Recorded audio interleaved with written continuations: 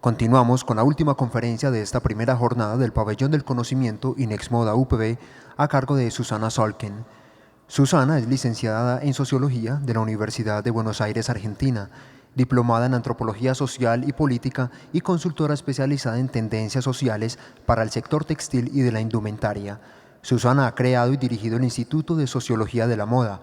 Es profesora en múltiples universidades de América Latina y ha escrito y publicado varios libros como Historia de la Moda Argentina, La muerte de la moda, el día después, ¿Por qué Argentina? Y Jeans, la vigencia de un mito. Con ustedes, Susana Solken.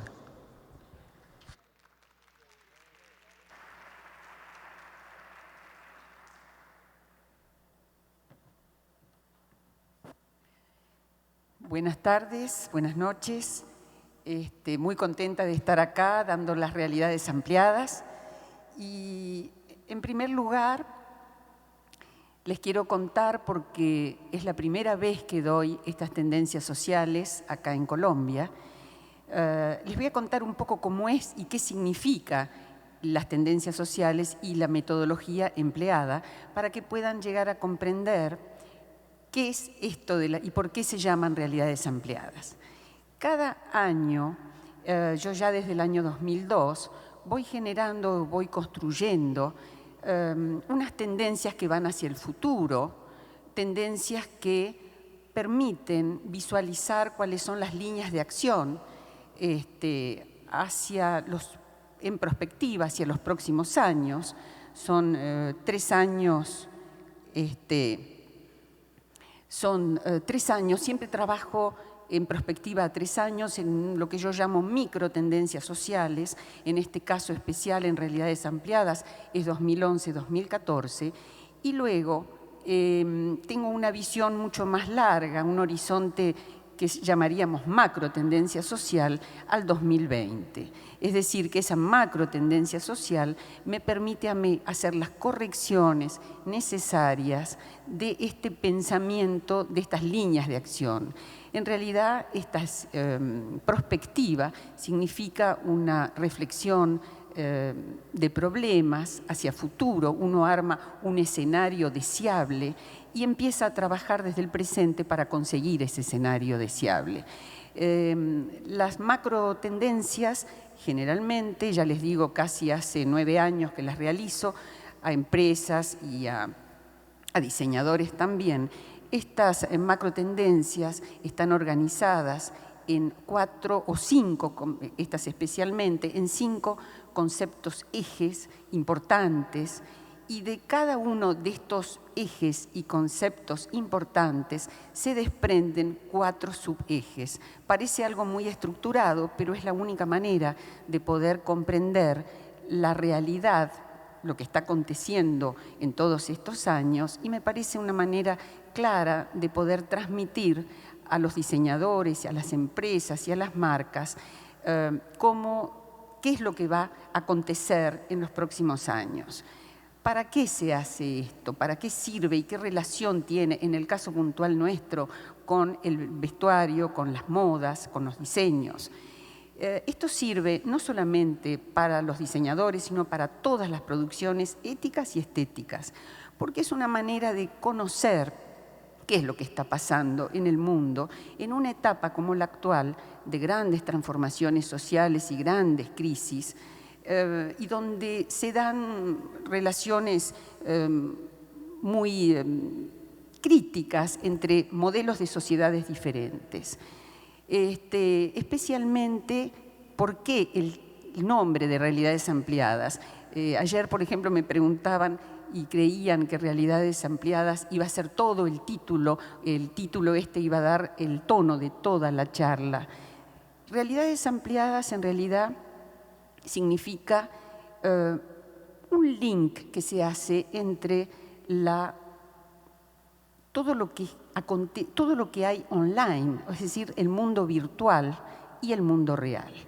Es una nueva tecnología que apareció hace muy poco tiempo y que lo único que hace y lo importante que hace es hacer disponible todos los conocimientos que nosotros tenemos online, que son enormes, a través de todas las la posibilidad, cuando nosotros entramos a Google o entramos a las redes o directamente a Internet, lo que hace esta realidad ampliada es darnos toda esa data para que nosotros, disponible para ser utilizada en la realidad.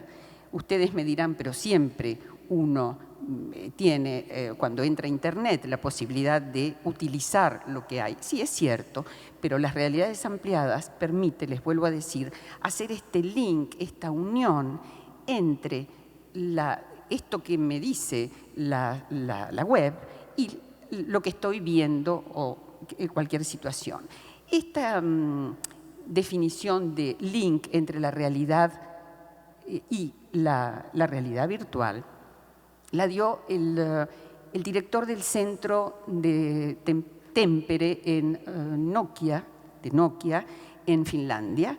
Se llama Jiri Wopaniemi, y él es un estudioso, y sobre todo ustedes saben que Nokia siempre hace punta en esto de las tendencias, siempre hace punta en la tecnología, y sobre todo nuevas, está continuamente en nuevas tecnologías, sobre todo acercándolas a las personas para que puedan utilizarlas y manejarlas.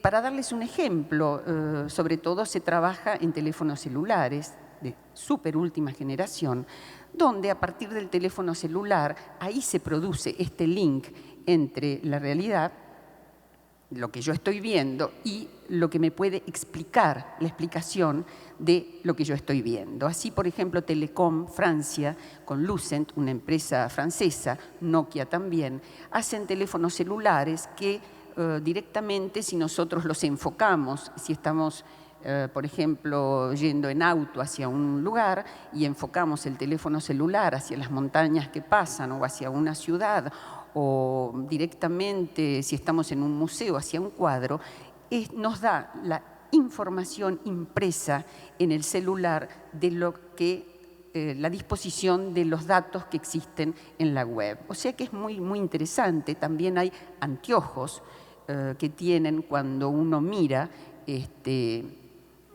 hay esta posibilidad de ir leyendo lo que ocurre en la realidad, pero el conocimiento. No nos olvidemos que el conocimiento, esta es una sociedad del conocimiento, también se llama de la información, y en esta sociedad el conocimiento es básico, pero sobre todo, más importante que conocer, porque leamos o miremos todo en Internet, es qué uso le damos a ese tipo de conocimiento, en qué medida utilizamos de manera inteligente los datos que nos acerca la web. No es solo saber por saber, el conocimiento es otra cosa. Y en este sentido, esta sociedad del conocimiento, estas realidades ampliadas, nos permite esa posibilidad.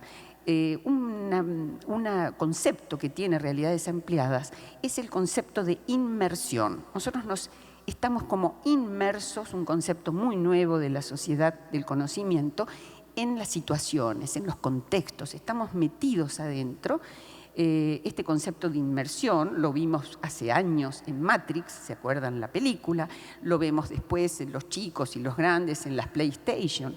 El concepto de inmersión es un nuevo concepto muy interesante que hay que tener presente, y en este sentido, estas realidades ampliadas nos marca esta posibilidad de estar inmersos, metidos adentro de estos acontecimientos.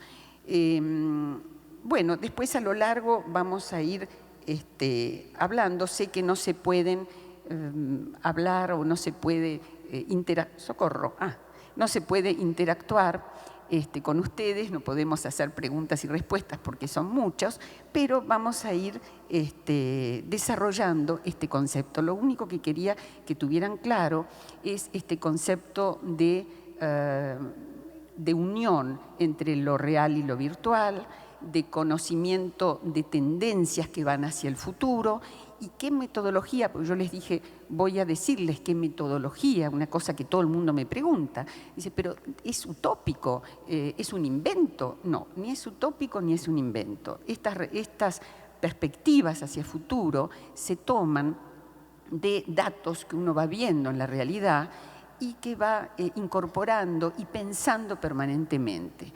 a partir, por ejemplo, de la arquitectura, a partir del teatro, a partir de las publicidades que vamos viendo permanentemente y vienen por los años, por supuesto. Uno va, no es que cambian todas las tendencias sociales de golpe, pasan todas las tendencias sociales y viene un nuevo año y cambia absolutamente todo. No. El año pasado, por ejemplo, las tendencias macrosociales y microsociales, amplias, se llamaban dimensiones superpuestas, porque esta sociedad también tiene una cantidad de dimensiones que trabajan al mismo tiempo. Si voy un poquito antes, la anterior se llamaba sentidos ambivalentes, por la ambivalencia que se produce en la sociedad. Es una sociedad con a veces una forma maniquea de verla, donde hay diferentes que responden a sociedades, una la sociedad industrial y otra forma de ver a la sociedad del conocimiento o a la sociedad de la información. Entonces, esta forma de pensar la realidad a partir, ya le digo, de una cantidad de claves, por ejemplo, como la de los indignados en España, es una clave que me dice a mí, bueno, ¿qué está pasando? Hay una importancia de las individualidades que no se daba antes. Antes había una bajada autoritaria de lo que ocurría y en este momento una sociedad disciplinaria, si seguimos a Michel de Foucault, una sociedad controladora, si seguimos a Gilles Deleuze, pero en este momento están estas formas ambivalentes también presentes, porque está todavía una sociedad industrial que piensa en generar consumos, está todavía pensando en la necesidad del consumo, que era la ideología del siglo XX, y hay una ideología nueva del siglo XXI que es el cuidado de los recursos humanos y del planeta. Entonces, estas cosas producen que cuando uno mira la realidad tiene que estar pensando en qué momento de la realidad estamos. Hay situaciones que pertenecen a la sociedad del conocimiento y situaciones y acontecimientos que pertenecen a la sociedad industrial. Si nosotros vemos la seriación y grandes series industriales, diríamos esto es sociedad industrial, pero si estamos viendo lo que pasa, como les decía, con lo que acontece en Siria, en Egipto, esta necesidad de los individuos de decir aquí estamos y vamos a imponer nuestra voz, no por imponer, sino por decir basta de bajadas institucionales, de conceptos, hay un nuevo estar y vivir en el mundo diferente y vamos a trabajar en ello y vamos a poner nuestra impronta. Entonces, todo esto genera cambios muy, muy importantes, pero sumamente interesantes.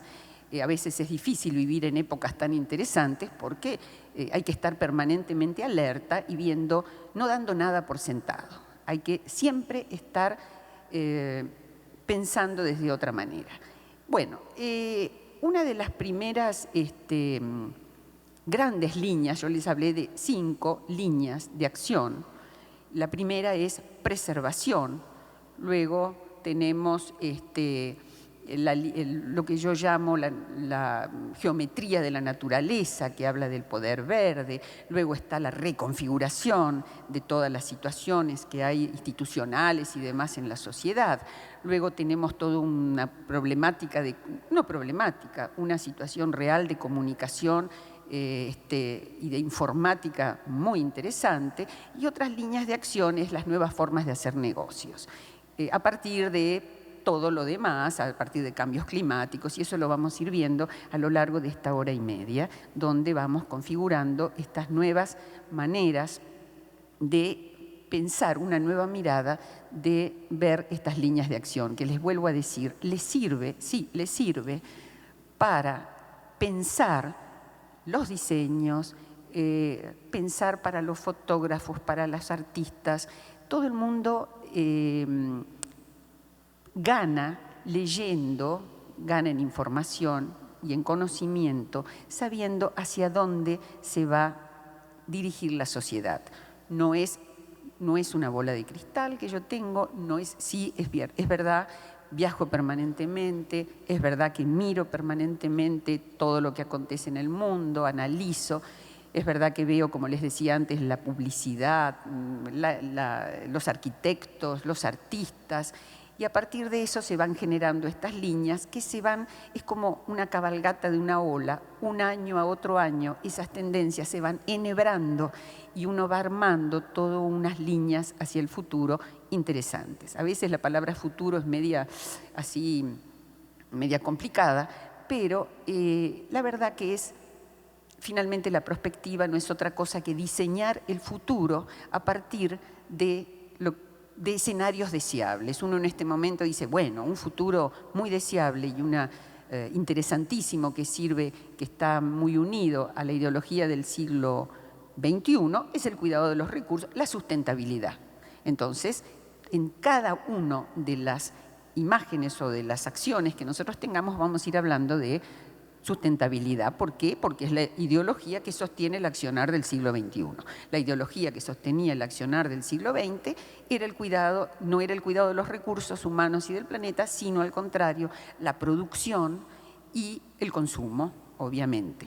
Es como cada siglo tiene como a mí a veces no me gusta la palabra decir, pero una ficción tal vez de lo que es la felicidad, pero en última instancia esa necesidad de cumplir con esto no es otra cosa que pensar que la sociedad lo hace para su supervivencia. En este momento la supervivencia de nuestras sociedades no pasa por el consumo exagerado y la producción exagerada, sino pasa por el cuidado absoluto de los recursos. Es otra forma de estar y ser en el mundo. Bueno, el primero de las líneas grandes de acción es la preservación. Preservación estratégica, el diseño de la acción. Les cuento que las fotos que yo empleo de los viajes, este es del Museo de Santiago de la Moda, que estaban esos autos metidos, son fotos conceptuales, no quiere decir que la preservación estratégica tenga relación directa con las fotos. Las fotos son como, bueno, una manera de dar una imagen, nada más, pero la idea de preservación, saben que es fuertísima como tendencia social, macro. ¿Por qué? Porque la preservación hasta ahora, incluso cuando yo misma daba tendencias sociales en 2003, 2004, luego de los atentados a las torres, el terrorismo y demás, hablaba de preservación en el sentido de protección. Necesitamos estar protegidos, pero esta es otra preservación y se llama estratégica porque es una preservación que va unida a la anticipación.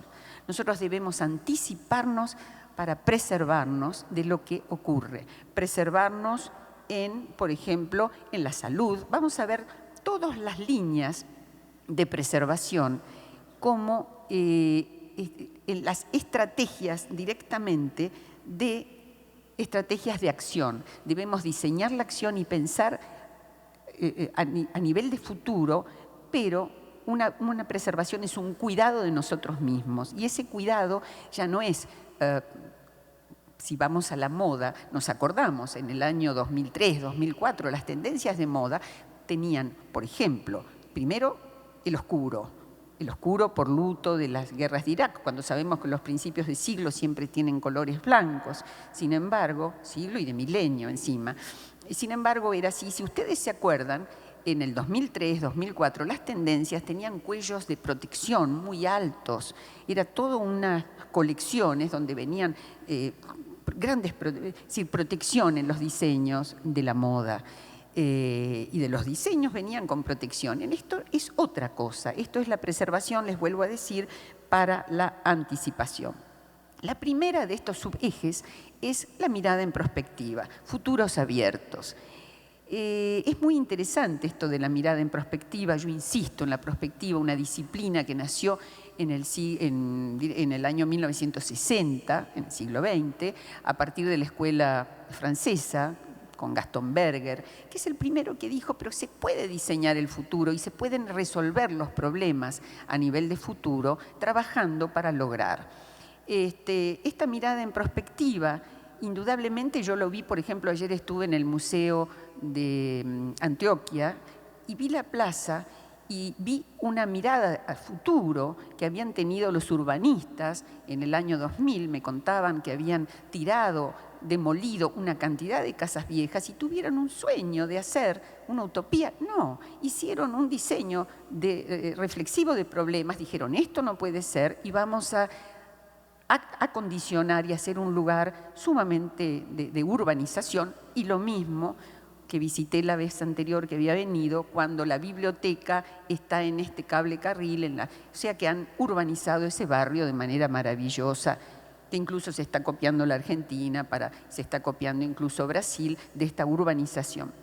O sea que esta mirada en acción es posible y parte de creer que la realidad posiblemente es diseñable, que la realidad puede ser cambiada. Esto es muy fuerte y para tener una mirada de acción hacia el futuro debemos estar amplios, debemos estar convencidos que la realidad se cambia, pero se cambia a partir de una metodología de acción y a partir de una estrategia para lograr este cambio.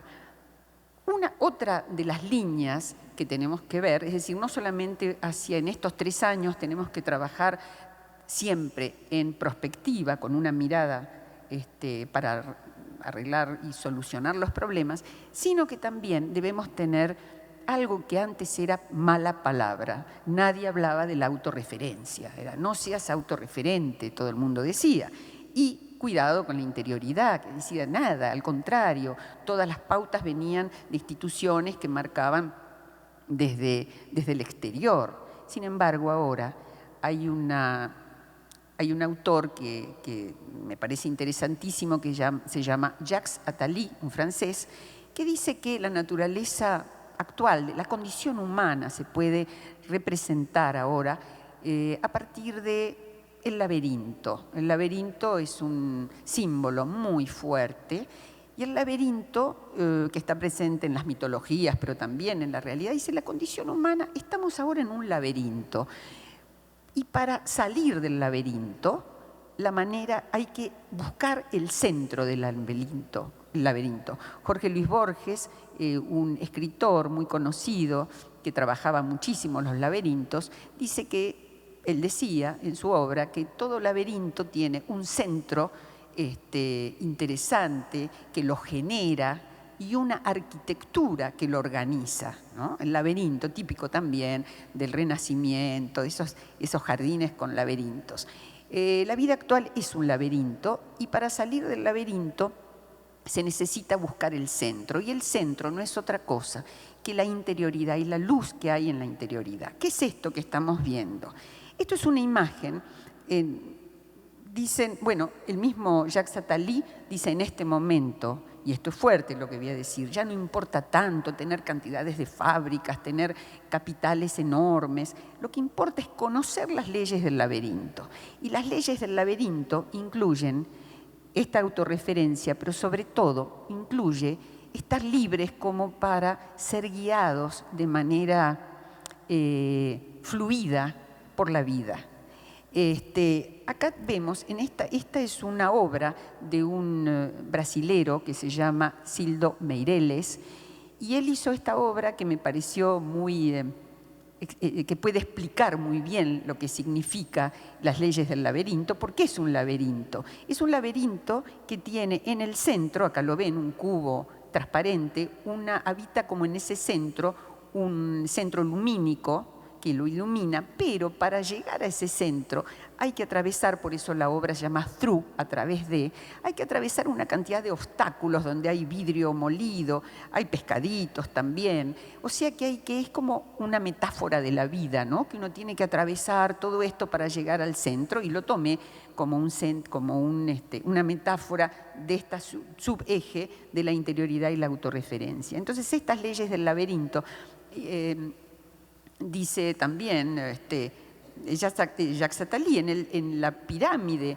la pirámide de poder actual están no ya esa cantidad de capital, ese trabajo enorme, sino en la pirámide están los volátiles. ¿Y qué es esto? Ustedes van a decir, ¿qué es esto? Los volátiles. Los volátiles son, si hablamos en en una idea de nómades y sedentarios, para transitar el momento actual necesitamos ser libres y sobre todo volátiles. Me dirán ustedes, ¿pero cómo volátiles? Sí, tenemos que tener la libertad necesaria para ir captando con fluidez las incertidumbres. Es decir, que en este momento manejar las incertidumbres, si tenemos una empresa, si estamos en todo momento de la vida, hasta si estamos diseñando, manejar las incertidumbres y confiar en qué, en nosotros mismos. Esto, por Dios, no es nada más alejado de la autoayuda, nada más alejado, pero tiene este principio de interioridad y de autorreferencia que, la verdad, es importante y sirve. Entonces, las leyes del laberinto.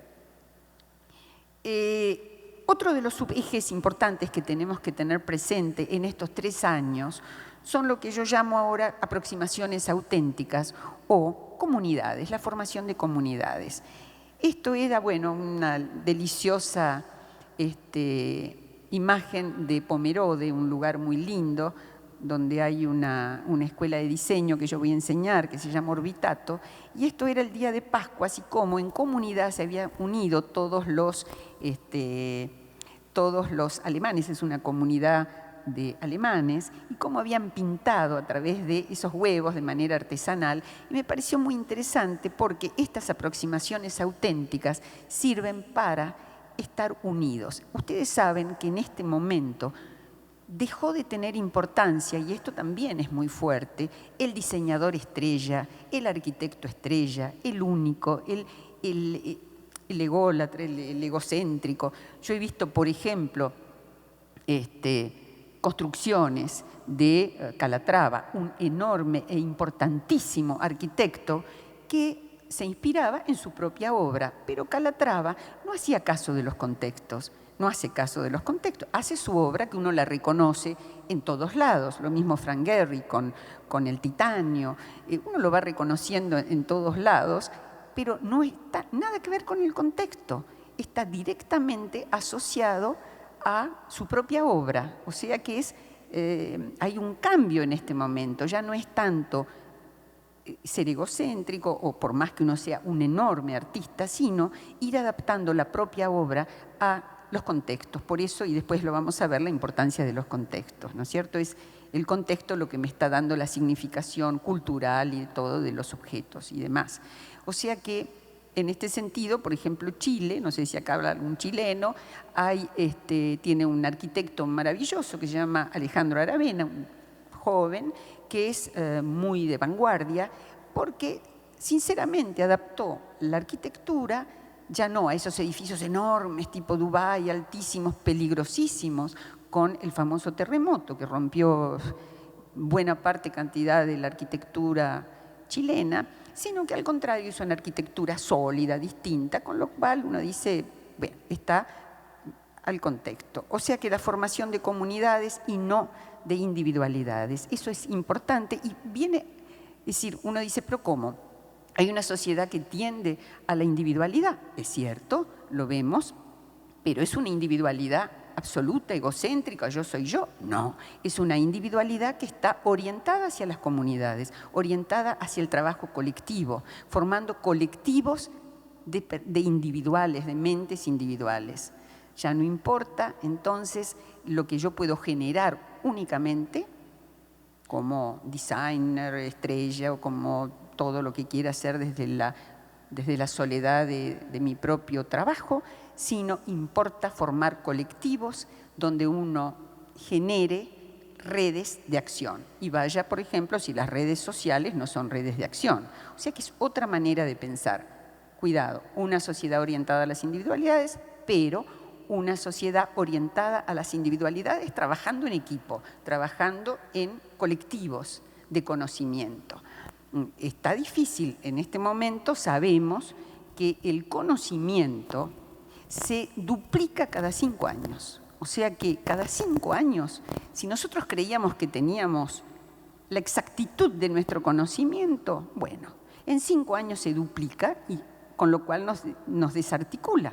Por eso hay que adaptarse a la incertidumbre, a los nómades, ¿Qué quiere decir los nómades? Y los nómades están siempre en la incertidumbre. Ustedes me dicen, pero es horrible tener incertidumbre. Sí, no es muy agradable si uno se aferra a los conocimientos del pasado y no quiere cambiar.